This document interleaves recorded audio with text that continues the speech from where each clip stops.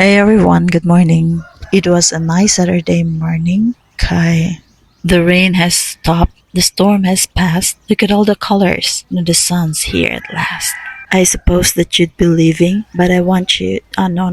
I don't want to sing or recite this song. Ug unsa sige nimo isulti mo pud mo sige madunggan. Ug unsa sige nimo madunggan mo pud ma-deposit sa imong soul, sa heart and mind. And you know the mind is very powerful. It can affect your attitude, it can affect your emotions, the way you act. Kung unsa imong sige gi-feed sa imong self, like kung sige nimo i-feed imong self og kanang mga things nga makapaboost sa imong self-esteem, paboost sa imong ego, dili madugay, ma-conceited ka, ma-selfish, mabugira. If imo permi i-feed imong self og kanang mga butang nga mag-cancel sa imong self-worth, sige ka mo ingon nga kinsa man gud ko para ilang hunaon, kinsa man ko para musugot sila sa akong hangyo. Mobus pud imong self-esteem, self-worth, bati imong pagtanaw sa imong kaugalingon. So unsa man jud di ay atong i-feed sa atong kaugalingon? Feed yourself on the truth. Kung unsay tinuod, ug asa man na nimo makita ang tinuod in the word of God, the scriptures.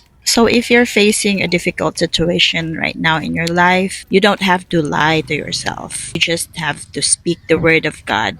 Dili ni permanente, my life will change. Because all things work together for good to them that love God and those who are called according to His purpose. That's why it's very important to read the word of God para kabalo ka kung unsa ang truth o unsa ang kanang mga positive quotes lang. Pag breakfast na mo, nag-try ko og film. So pagkita sa akong bana nga nagdala kong cellphone. Basta siya siyang cellphone kay picturean pud niya ang pagkaon. Kaya daw ipaibog. Murag unsay pagkaon.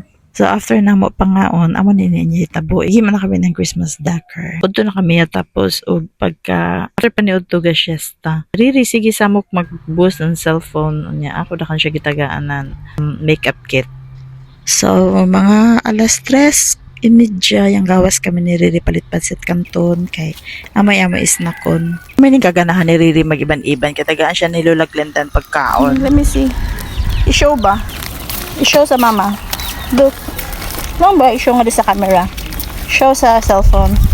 Wala gid nga gi-show kabara. So, masyado na maraming nangyayari ngayong araw na to kaya gikapoy nako og film. Wala na ko gi-show ang among pagpangaon og pansit kanton. Bye. Thank you for watching.